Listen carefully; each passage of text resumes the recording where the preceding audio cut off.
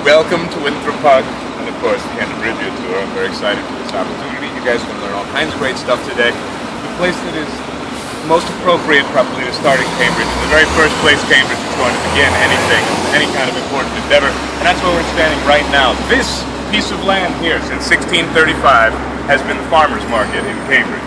It's the oldest farmers' market in New England. We're one of 4 market towns to begin with originally. That's because we needed a brand new industry after that we were told we couldn't be the capital anymore. I gotta rewind all the way to the beginning of Cambridge. So here we're gonna go. 1630.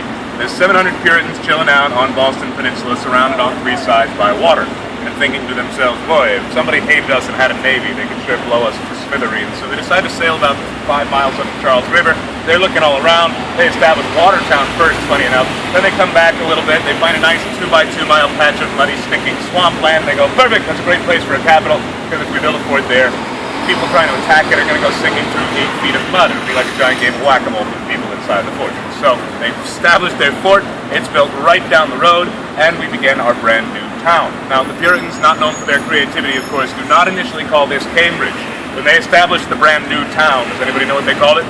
Newtown! Yeah, very good. You can see the Newtown markets on that sculpture from a very interesting Spanish guy from 1983. That's a totally different story. The point is, this is the new town. It's going to be the capital of Massachusetts Bay Colony. So everybody starts moving over here. The lieutenant governor, a man named Thomas Dudley, is super excited about this. Dudley has been looking for the perfect town. He didn't feel like he found it in Boston or in Salem or in Watertown. In fact, the journals from this Puritan voyage, when they land in Salem, he describes their problem with Salem in 4 words. It's very nice. He just said, Salem pleased us not. So they moved on. They went down to Charlestown, they moved into Boston, they eventually come over here. He's getting ready to build his mansion when he realizes that he might be duped by the governor. John Winthrop is unfortunately a fairly typical Massachusetts politician. There's a lot of flip-flopping, changes his mind a lot, so we decide to nail him down. Thomas Dudley says, you will sign this contract saying that you will build your house on your piece of property here in the new town, or I'm not laying a single brick of my house. John Winthrop says, fine, Dudley, here you go. Are you satisfied? I'm going to build here. They both start building their mansions. Thomas Dudley's is just down the road, as I mentioned. Winthrop's is right here. This is his square plot of land. Well, midway through the construction, he decides that he'd rather be in Boston greeting the ships that are coming from Europe, and so, of course, he moves back there. Thomas Dudley cries foul. He says, you signed a piece of paper right here, says you're going to build your house over here. So Winthrop comes back, he finishes building his house, nails the last board into the last, nails the last nail into the last board. He goes, there you go, I built my house here, I fulfilled my contract, then he rips the whole thing down. He rebuilds it board for board using the same wood in Boston. Now Thomas Dudley feels really dumb, like maybe he should have, been more specific in his contract, but he's not willing to give up, and so he, of course, starts writing letters to England, getting the celebrities of his day to move over here.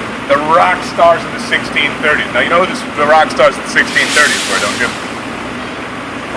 There'd be the ministers, the priests, right? It's not the bite the head off a bat, throw your panties at him kind of rock star, but it's the one everybody goes to see because he's saying the most important stuff. So a guy named Thomas Hooker, back in 1632. Total coincidence he's a rock star and his name is Hooker. But Hooker will receive this letter. They'll say, great, a chance to start my very own city. Moves over here. 1633 realizes he's been swindled into moving onto a 4x4 patch of stinking, muddy swampland. So he goes to the governor. He says, there's no industry here. It stinks. I'm out of here. I'm going to move to Connecticut. John Winthrop says, whoa, hold on. Before you make a rash and hasty decision, I will give you an industry. I will give you 15 miles north of where you are, 15 miles south of where you are. It branches out to about 15 miles wide, and it kind of hourglasses into what we have as Cambridge nowadays. But it's huge. It's a huge swath of land. You guys who know the area, it goes as far north as Billerica, which was originally a piece of Cambridge, was up there, and as far south as Newton, which is the only piece of the original new town that still has the old name. Newtown, the same thing. Anyway, Thomas Hooker should be delighted with this, right? Finally, an industry. We're a farm town. That's what makes this the farmer's market. John Winthrop goes, nobody's been using the plot of land that I never used, so you can have that. It's your farmer's market. 1635, that's what we established. 1635 is also when Thomas Hooker says, yeah, it wasn't enough, sorry. Tips his hat, goes off, founds Hartford, Connecticut instead. Meanwhile, this guy in Boston named Thomas Shepard. Now, Thomas Shepard, just like everybody knows how to play the electric guitar these days because they all want to be rock stars, yeah, in those days everybody is preaching because they want to be a minister, rock stars in those days. So Thomas Shepard has been waiting for something like this. Now there's an abandoned church, which, funny enough, is right there where the Fox Club is nowadays. He sees that, sees all the abandoned houses around here. He goes to his congregation, let's get that. So they all sneak over here in the middle of the night and start squatting and using this land. Thomas Hooker hears about this in Hartford, writes a nasty letter, says, wait, you can't just squat on my land, it's mine.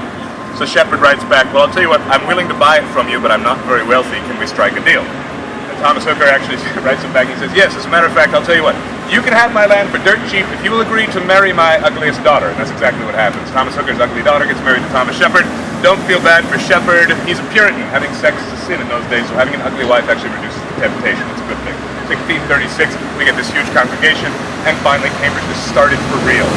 This guy is our moral leader. He is our spiritual guide, and he's the one that's going to give us all of our wonderful tenets that last all the way into, even now, the 21st century, right? Education is a big, big thing for him. Actually sort of puts him apart from the rest of the Puritans. He doesn't like dissent any more than the rest of the Puritans do either, which is why Anne Hutchinson will go on trial right there in that meeting house in 1637 and 1638. All kinds of funny stuff happens, but Thomas Shepard we're going to actually come back to at the end of the tour when we see the first church in Cambridge. In the meantime, I'd like to move ahead of the Puritans a little bit towards the Revolutionary period, because for 100 years between the 1640s and the 1750s, really not a lot of stuff happens here in Cambridge. By the Revolution, we're still a town of 800 people. It's a farm town. But we do make up for our lack of numbers with our piss and vinegar, our vim and, passion, especially when it comes to getting rid of the British. There's in fact a couple of Canterbridgians that will lose their lives on the first day of the Revolution. I'd like to tell you about one of them in front of his widow's house right there.